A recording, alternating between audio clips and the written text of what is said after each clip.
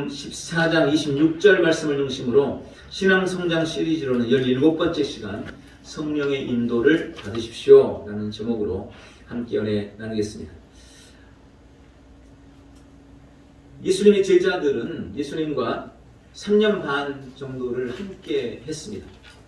그들은 모든 것을 버리고 예수님을 따랐습니다. 자신의 지위, 직업, 직장, 배, 가족들도 팽개치고 어떻게 보면 팽개치고 예수님을 열심히 따라다녔습니다. 그리고 예수님의 말씀과 인도하심 속에 그들은 늘 기적의 중심에 있었습니다. 예수님과 함께하는 그들에게는 부족함이란 없었습니다. 생명의 말씀을 들었고 주님이 주시는 양식으로 배불렸습니다. 한 번은 사람들이 와서 당신은 세금 내고 있습니까? 예수님께 물었어요. 그때 예수님이 베드로에게 가서 고기를 한 마리 낚아와라. 고기를 낚았는데 그 입에서 동전을 꺼내서 세금을 내는 그런 기이한 일도 희한한 일도 벌였습니다. 갖가지 삶의 문제나 어려움을 예수님이 다 해결하셨습니다. 서기관과 대제사장들은 일반 사람들, 특별히 예수님의 제자들은 평소에는 자주 만날 수도 없고 감히 그들 앞에 눈도 크게 뜰 수 없는 그런 사람들이었어요. 그러나 그들도 예수님 앞에는 꼼짝하지 못했습니다. 매일이 기적의 연속이었습니다. 병든 사람들이 예수님을 통해서 고침을 받았고 귀신들이 쫓겨나갔으며 심지어는 바람과 바다도 예수님의 말씀에 순종했고 죽은 자도 살아나는 것을 그들이 눈앞에서 보았습니다. 수많은 사람들이 예수님 때문에 열광했고 예수님을 가장 가까이 따르던 예수님의 제자들은 자기도 모르게 어깨가 으쓱해졌겠죠. 그리고 그들은 그렇게 생각했을 것입니다. 어쩌면 정말로 예수님이 이스라엘을 해방시키고 왕이 되면 우리도 예수님 옆에서 한자리 해볼 수 있지 않을까 이렇게 기대했을 수도 있습니다. 그것이 단지 허황된 꿈은 아니겠구나 라고 생각했을 것입니다. 그런데 언제부턴가 예수님이 자꾸 엉뚱한 말씀을 하시는 거예요. 내가 이제 곧 떠나야 돼. 내가 이제 곧 가야 된다. 내가 이제 곧 죽어야 된다. 이런 말씀을 하시는 겁니다. 그 말은 제자들에게 충격적이었고 그들을 당황하게 하는 말씀이었을 것입니다. 지금 우리가 예수님 때문에 이렇게 사람들의 열광을 받고 기적도 보고 매일 주님이 주신 엄청난 말씀을 듣고 이러고 살고 있는데 만약 예수님이 떠나시면 어떡하요? 진짜 예수님이 떠나면 우리는 어떻게 되는 거지? 다시 예전에 물고기나 잡으러 가야 되나? 다시 세리가 돼서 사람들로부터 비난받고 이렇게 또 삶을 살아야 되나? 예수님 떠나시면 안 되는데. 그렇게 당황하고 난감해하는 그들에게 예수님께서 하신 말씀이 오늘 본문의 말씀입니다. 얘들아, 나는 떠나야 한다. 그러나 내가 가는 게 너희에게는 도리어 유익할 것이다. 내가 가면 나와 같은 또 다른 보혜사를 너희에게 보낼 것인데 그분이 바로 성령님이시다. 그분이 오시면 너희에게 모든 것을 가르치고 내가 너희에게 말한 모든 것을 생각나게 할 것이다. 너희를 고아와 가부처럼 내버려 두지 않고 언제나 너희와 함께 하실 것이다. 함께 할 것이다. 우리가 예수님을 믿고 성령님을 우리 안에 모시게 되면 그때부터 성령님의 인도가 시작됩니다. 예수님이 옆에 계신 것 같은 동일한 삶을 우리는 성령님으로 인해 살 수 있게 되는 것입니다. 사실 성도라면 다 성령의 인도를 받는다는 것에 대해서 어느 정도의 개념을 가지고 있을 것입니다. 그런데 많은 성도들이 실수하는 것 중에 한 가지가 성령의 인도에 대해서 어떤 방법적인 면을 자꾸 배우려고 해요. 어떻게 하면 성령님의 인도를 받을까? 성령님의 인도를 받는 방법이 뭘까를 자꾸 생각하고 그것에 대해서 관심을 갖습니다. 그러나 성령의 인도는 방법의 문제가 아니라 성장의 문제라는 것에 대해서 아는 사람은 그리 많지 않은 것 같습니다. 성령의 인도는 방법의 문제가 아니라 성장의 문제입니다. 그래서 먼저 우리가 살펴봐야 될 것은 영적 성장과 성령의 인도는 비례한다는 것입니다. 영적으로 성장할수록 성령의 인도가 더 강력해지고 커지는 것. 이것을 우리는 바르게 이해해야 합니다. 그래서 어떻게 성령의 인도를 받을 것인가, 그 방법이 뭔가, 이걸 고민하는 것보다 어떻게 내가 영적으로 성장할 것인가를 고민하고 그 부분을 주님 앞에 기도하고 구해야 된다는 것입니다. 아무리 성령과 동행하는 법, 성령의 인도를 받는 방법을 배워도 영적으로 성장하지 않고 여전히 어린아이의 수준에 머물러 있다면 하나님은 우리를 어린아이의 수준 이상으로 인도할 수 없기 때문에 그런 것입니다. 그래서 영적 성장과 성령의 인도에 대해서 세 가지를 먼저 이해해야 됩니다. 첫 번째는 성장 수준에 따라 주님이 우리를 다르게 인도하신다는 사실을 이해합니다. 성장 수준에 따라 다르게 인도함을 받습니다. 우리가 예수님을 믿고 성령을 받게 되면 그분이 우리 안에 들어오셔서 우리를 인도하시는 삶이 시작이 되는 게 맞아요. 성령님의 인도는 성도에게 있어서 매우 당연한 것입니다. 다만 성령님은 우리 영적 수준에 맞게 우리를 인도하시는 것입니다. 영적으로 어린 아이라면 그 인도의 범위나 내용이 어린 아이 수준일 수밖에 없는 겁니다. 당연한 거예요. 자녀가 한 100일밖에 안 됐다면 엄마는 그 수준에 맞춰서 아이와 교통하는 겁니다. 아이가 울고 있으면 엄마가 쫓아가가지고 그러죠. 아이고 우리 애기 배고팠어. 이러면서 우유 타서 먹이면 아이는 그냥 어떻게 그렇게 감쪽같이 울음을 뚝 그치고 맛있게 먹고 또 자요. 엄마가 아이의 울음소리를 듣고 그리고 그 이유를 알고 그렇게 아이와 엄마가 소통하고 통하듯이 그리고 그 아이의 필요를 엄마가 그렇게 채워주듯이 성령님께서 우리를 인도하실 때도 우리가 영적으로 미숙하고 어린 아이면 그렇게 어린 아이처럼 우리를 다루시고 우리를 인도하실 수밖에 없는 겁니다. 그러나 커갈수록 대하고 인도하는 것이 달라지죠.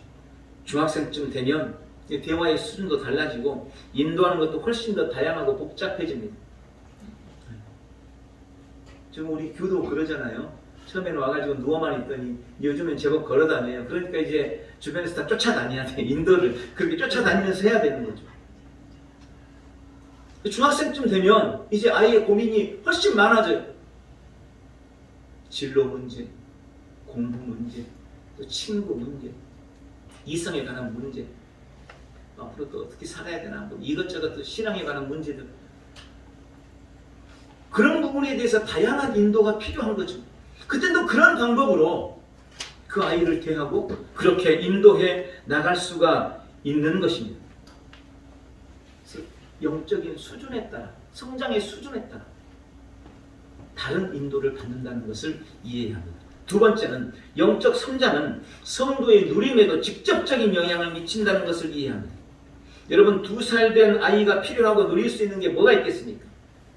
2살 된 아이라면 기껏 필요한 게 우유, 뽀송뽀송한 기저귀, 좋은 침대, 뭐 이 정도면 다 되지 않겠어요?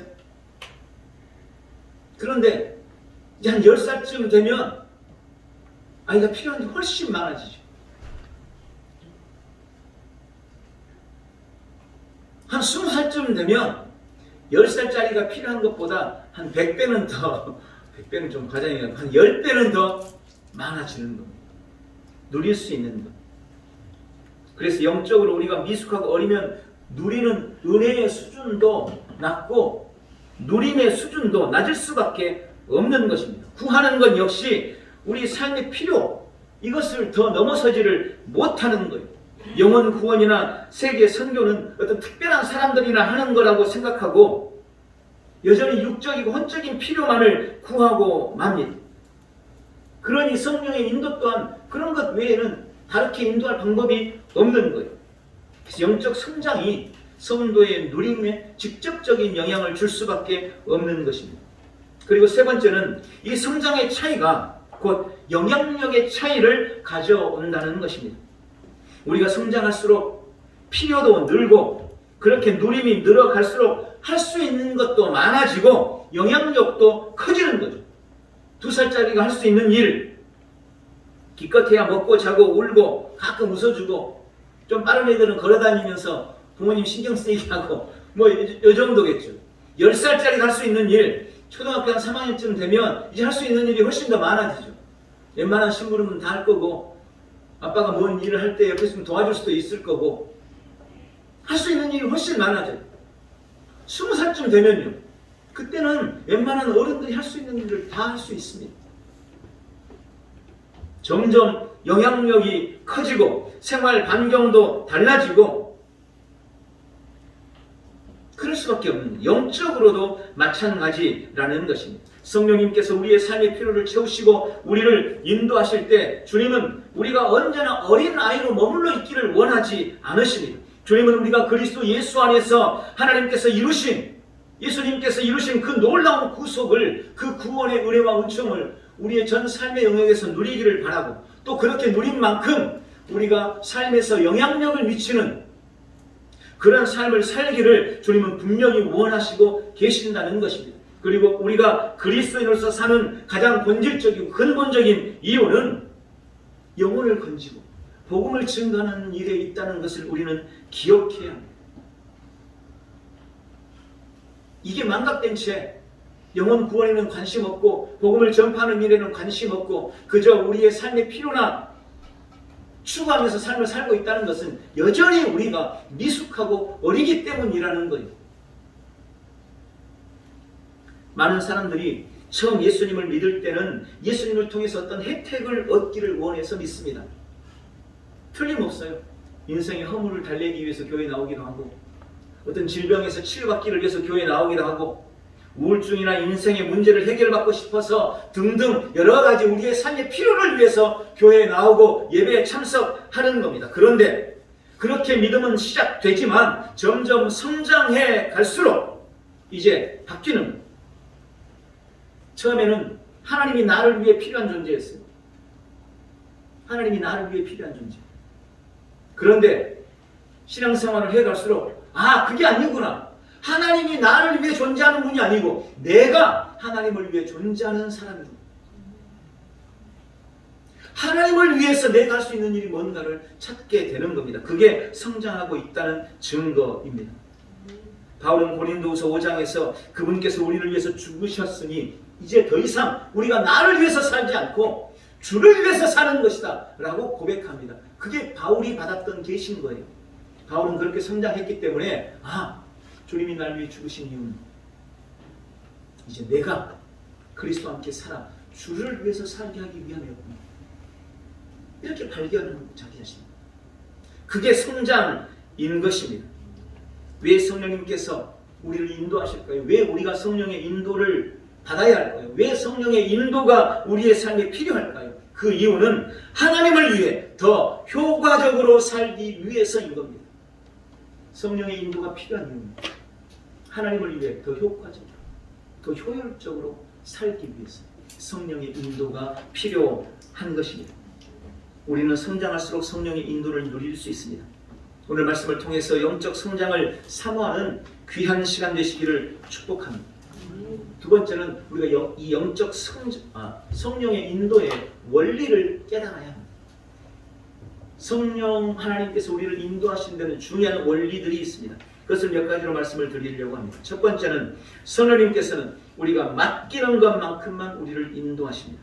잠언서 3장 5절부터 7절에 너는 마음을 다하여 여호와를 신뢰하고 네 명철을 의지하지 말라. 너는 범사의 그를 인정하라. 그리하면 내 길을 지도하시리라. 스스로 지혜 있는 채 하지 말라. 지혜롭게 여기지 말라. 여호와를 경외하고 악을 떠날지어다. 여러분, 성령님은 인격적인 하나님이십니다. 그 일이 옳다 해도 나의 의견을 무시한 채 나를 인도하지는 않으신다는 것입니다.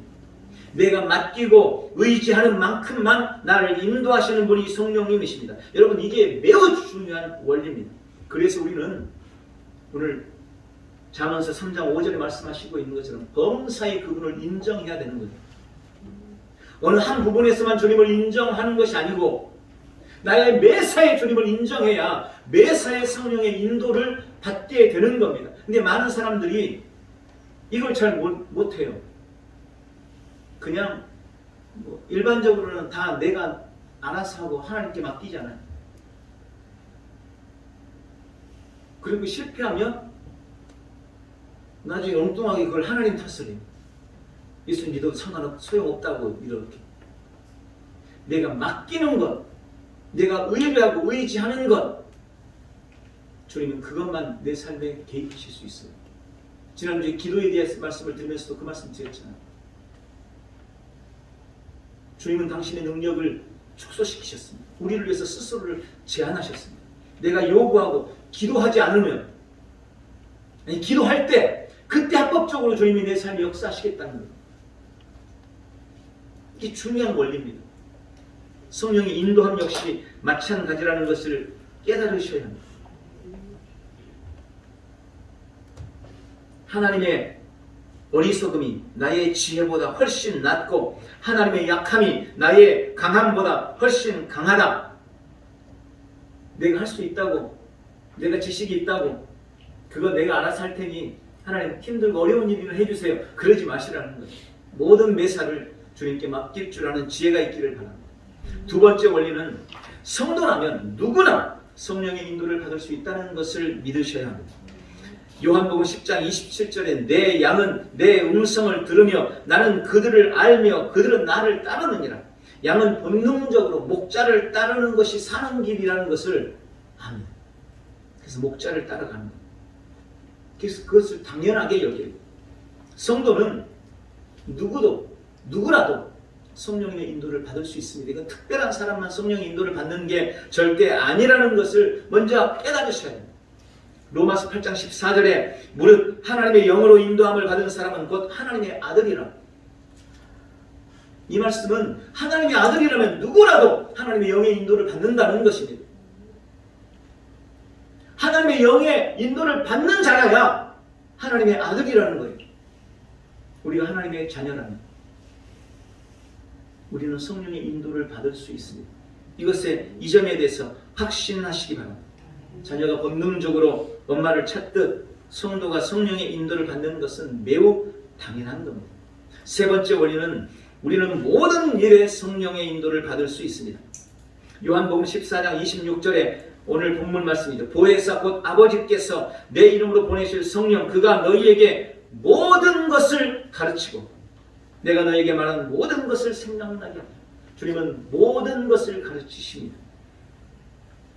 아무리 중대하고 중요한 일이라도, 반대로 아무리 하찮고 별 볼 일 없는 사소한 일이라도 성령님은 기꺼이 우리를 가르쳐 주시는 분이십니다. 그러므로 우리가 맡기지 못할 만큼 큰 문제도 없고 우리가 맡기지 않아도 될 만큼 사소하고 작은 일도 없는 거예요. 크든 작든 어떤 인생의 문제도 다 주님이 맡아주실 수 있으십니다.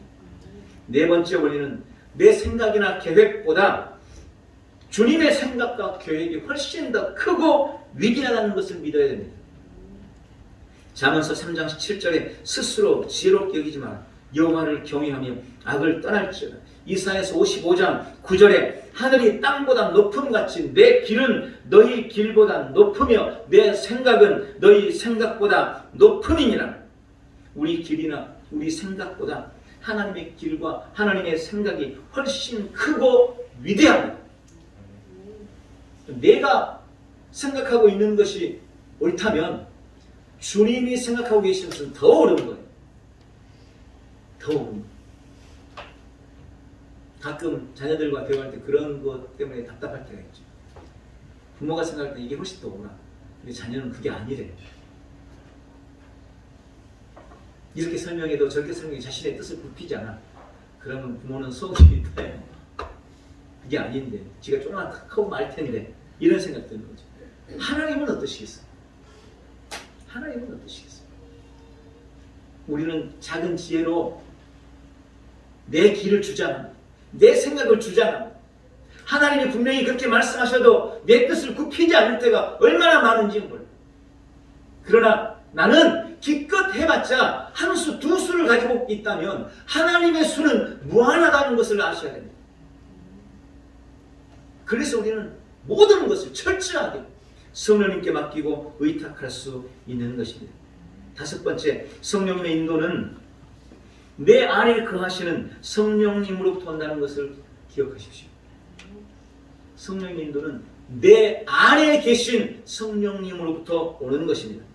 이것이 구약의 성도들과 지금 우리가 다른 점입니다. 구약의 시대에는 성령님이 내주할 수가 없었습니다.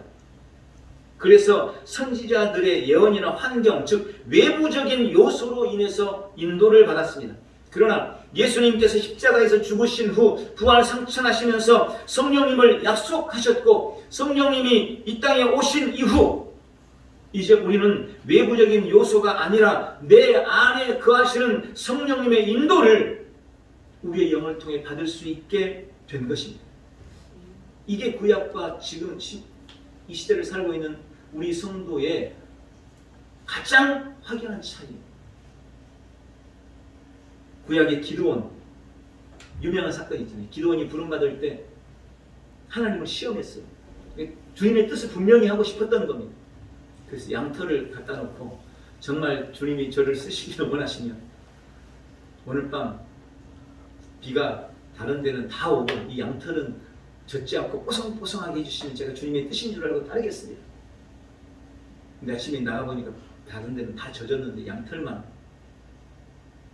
뽀송뽀송. 반대인가? 그런데 이 기도원이 그것 때문에 확신을 못해요. 하나님께 다시 한번 요구하죠. 하나님, 제가 한 번만 더 하나님의 뜻을 좀 알고 싶습니다. 이번에는 반대로 다른 데는 다 뽀송뽀송한데 이 양털만 말라있으면 그게 하나님의 뜻인 줄 알겠습니다. 다음날 일어나 봤더니 다른 데는 다 뽀송뽀송 양털만 물이 흠뻑 적셔 있어요. 그래서 하나님의 뜻이군요. 제가 주님을 따르겠습니다. 이렇게 외부적인 어떤 환경이나 사건을 통해서 하나님의 뜻을 구했어요. 오늘 뭔가 궁금하다고 해가지고 양털 갖다 놓고 이런 짓 하지 마세요. 이제 우리는 그럴 필요가 없습니다. 왜냐하면 성령님께서 이제 내 안에 계시기 때문에 성령님의 음성을 내가 듣고 그분을 따르면 인도를 받게 되는 것입니다. 또 종종 사람들은 은사자들을 통해서 어떤 하나님께서 주시는 메시지를 받기를 원하죠. 예언의 은사, 어떤 특별한 은사자들이 있어요. 마음은 이해가 됩니다. 얼마나 답답하면 그분들을 찾아왔겠습니다. 내가 이런 걸 좀 해야 되는데 하나님의 뜻이 도대체 뭔지 모르겠습니다. 그러니까 저를 위해 예언 좀 해주세요. 이렇게 해서 예언을 받는 분들이 가끔 있어요. 우리 교회는 없어요. 물론. 답답하니까 가는 거겠죠. 그러나 설령 그런 은사자들을 통해서 하나님이 어떤 예언을 우리가 받는다고 할지라도 그걸 분별 없이 취해서는 곤란합니다. 하나님은 지금 그렇게 역사하지 않으세요. 내 안에 계시는 성령님이 그 부분에 대해서 확신을 주셔야 됩니다. 물론 내 안에 주님이 주신 확신과 그 은사자를 통해서 주님이 주신 그 예언의 말씀이 일치한다면 그때 뭐 고민 없이 그렇게 할 수도 있겠죠.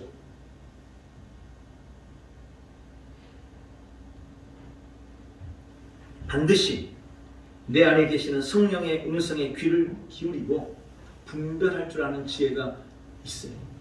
성령님은 그렇게 우리를 인도하고 계시는 것입니다. 여섯 번째, 성령의 인도는 하나님의 사인을 보고 내가 결정하는 것입니다. 성령님이 임의로 나를 위해 결정해 주지 않으신다는 겁니다. 결국 선택은 내 몫이에요. 내가 선택해야 됩니다. 내가 결정하는 것입니다. 하나님이 보여주셔도 선택하는 사람은 나 자신이며 그에 대한 책임 또한 내가 진다는 것을 우리는 기억해야 됩니다. 사도행전에 보면 바울이 예루살렘으로 올라가려고 계획을 세웠습니다. 근데 그때 예배소 교회에 있을 때 예배소 교회 장로님들 또 예배소 교회 기도하는 분들이 하나님 앞에 바울을 위해서 기도하는데 성령님께서 가지 말라고 그러는 거예요. 그곳에 가면 결박과 환난이 기다리고 있다. 지금 바울이 올라가면 다시 내려오지 못할 것이다. 너희는 다시 바울을 보지 못할 것이다. 그는 그곳에 가면 잡혀서 이제 끌려가고 죽게 될 거다. 가지 못하게 해라. 그 많은 장로님들이 바울을 만류했어요. 선생님, 우리가 하나님께 기도했는데 성령님께서 당신 가지 말라고 합니다. 왜 그렇게 힘든 길, 가면 죽음의 길인데 왜 길을 가려고 하시고 그 길을 가려고 합니까? 그 외에도 다른 많은 기도하는 사람들이 성령의 음성을 듣고 바울을 만류했어요. 성령께서 보여주셨거든요. 올라가면 죽는다. 그런데 놀랍게도 바울은 그럼에도 불구하고 그들의 만류를 거절합니다. 안다. 나도 안다. 내가 가는 예루살렘 올라가면 그곳에 환란이 기다리고 있고 결박이 기다리고 있다는 것을 나도 안다. 그러나 나는 이 복음을 위해서 내 생명도 주님 앞에 바치기로 이미 결정했다. 그러니 나를 말리지 마라. 그리고 그들이 그곳에 얼싸안고 울고 바울이 그들과 결단하고 올라가서 결국 옥에 갇히게 되고 로마로 끌려가서 목숨을 잃습니다. 이렇게도 결정할 수 있는 거예요. 결정은 내가 하는 겁니다. 그것도 하나님의 뜻이었지만, 올라가지 않는 것도 하나님의 뜻이었지만, 올라가서 목숨을 잃더라도 올라가는 것도 하나님의 뜻이었던 거예요. 바울은 이 두 길 중에 자신이 옳다 여기는 것을 선택했고 그 결과에 대해서 책임을 졌고 하나님은 그를 통해 영광을 받으셨던 것입니다. 일곱 번째, 성령의 인도가 늘 쉽고 편한 길이 아닐 수도 있다는 것을 우리는 깨달아야 합니다. 성령의 인도를 받았다고 해서 항상 형통한 길만 있는 것이 아닙니다. 앞에서 말씀드린 것처럼 성령의 인도는 우리의 영적 성장과 비례하기 때문에 때로는 우리에게 연단과 훈련이 필요해서 연단의 길, 훈련의 길로 주님이 우리를 인도하실 수가 있는 거예요. 그래서 힘듦과 어려움이 성령의 인도를 통해서 우리에게 나타날 수도 있다는 것입니다. 자칫 우리가 성령의 인도는 만사 형통이라는 공식으로 생각하면 곤란해요. 그렇지 않습니다. 성령의 인도를 받았는데 그 길이 죽음의 길이에요. 성령의 인도를 받았는데 그 길이 환난의 길이에요. 얼마든지 그럴 수 있습니다. 성령님이 우리를 편하고 쉬운 길로만 인도하시는 것이 아니고 영광된 길로, 바른 길로, 의의 길로 인도하기 때문에 그렇습니다. 고통 없는 성장과 성숙은 없습니다. 때론 성령께서 우리를 사자나 독수리가 그 새끼를 연단하고 훈련하듯이 우리를 그렇게 인도하실 수도 있다는 것을 깨달으시고, 힘듦이나 어려움이 잘못된 인도라는 증거, 이게 힘들고 어려운 것 보니까 이게 하나님의 뜻이 아니었나 보다. 아니요, 그렇지 않습니다. 여덟 번째, 우리는 내용과 시기와 방법 등 모든 면에서 성령의 인도를 받아야 합니다. 아브라함은 하나님이 그에게 너는 열국의 아버지가 될 것이다 라는 비전과 꿈을 주신 것을 붙잡았어요. 그것이 자신을 향한 하나님의 뜻이라는 것을 알았습니다. 그러나 그 방법적인 면에서 그는 실패하죠. 여종 하가를 취해서 자기가 하나님의 뜻을 이루어 주려고 했어요. 사라는 나이 들어서 이제 애도 못 낳는데 하나님의 뜻이 이루어지려면 내가 젊은 여자를 취해서 하나님의 뜻을 내가 이루어 드려야 되겠구나 이러고 하가를 취해서 이스마엘을 낳죠. 그러나 그것은 엄청난 실패였습니다. 그 일로 인해서 그는 수천 년에 걸쳐서 엄청난 다툼과 전쟁의 이유가 된 거예요. 그 일로 인해서. 내용에 대해서 성령의 인도를 받았다고 할지라도 그 시기와 방법에 있어서도 성령의 인도를 함께 받아야 되는 거죠. 비전은 주님이 주신 건데 그걸 이루기 위한 방법은 내 임의로, 내가 원하는 대로, 내 마음대로 해서는 안 된다는 것입니다. 그러므로 우리는 이 아브라함의 실패를 교훈 삼아야 하는 것입니다. 마지막 아홉 번째로 우리는 끝까지 확신하는 믿음으로 나아가야 합니다. 성령의 인도에 대한 확신이 있다면 우리는 이제 믿음으로 그 길을 향하여 나아가야 됩니다. 아까 말씀드린 것처럼 그 길이 어려움이 될 수도 있고 아픔이 될 수도 있어요. 그러나 성령이 인도하시는 길이라면 확신을 가지고 그것을 이겨내셔야 해요. 그런 은혜가 있기를 주님의 이름으로 축원합니다. 오늘 성령의 인도에 대한 기본적인 원리를 지금 말씀을 드리고 있습니다. 오늘 말씀을 냈습니다. 성령님은 우리를 가르치시고 인도하시기 위해 오셨습니다. 그리고 지금 나를 거쳐 삼고 내 안에 거하십니다. 우리가 성령의 인도를 따를 때 우리는 범사의 승리의 삶을 살고 하나님이 예수 그리스도를 통해 우리에게 주신 은혜와 은총을 삶에 누릴 수 있게 될 것입니다. 성장한 만큼 성령의 인도를 받을 수 있습니다. 그러므로 단순히 성령 인도 받는 방법이 아니라 영적 성장을 날마다 도모하시기를 바랍니다. 또한 성령님이 우리를 인도하시는 원리를 오늘 주신 이 말씀을 잘 깨닫고 범사에 성령의 인도를 받고 승리하는 복되고 귀한 지체들 다 되시기를 예수님의 이름으로 축복합니다. 기도하겠습니다. 사랑의 하나님, 약속하신 성령님을 보내주시고 지금 내 안에 나와 함께하고 계시며 언제나 우리를 인도해 주시니 감사합니다. 나는 날마다 영적으로 성장하며 성령의 인도를 통해 구원의 은총을 누리고 우리의 세상에 선한 영향력을 미치기를 결단합니다. 주님, 우리는 언제나 모든 일에 성령의 인도를 받습니다. 주님의 생각과 계획은 우리의 생각과 계획보다 훨씬 더 크고 위대하심을 믿습니다. 그러므로 나는 성령님의 더 크고 위대하심을 신뢰하고 오늘도 오직 주님만 따라갑니다. 때때로 우리의 삶에 환난이나 어려움이 와도 나는 성령의 인도를 결코 의심하지 않으며 도리어 성장과 연단의 기회로 삼겠습니다. 주님, 우리 온 성도들 이번 한 주간도 또 12월도 우리 앞으로의 남은 모든 삶도 성령의 인도함으로 말미암아 승리하는 복되고 귀한 지체들 다 되게 역사해 주옵소서. 예수님의 이름으로 기도하옵나이다. 아멘. 우리 다 같이 일어나셔서 오늘 말씀을 기억하면서 주 앞에 결단하고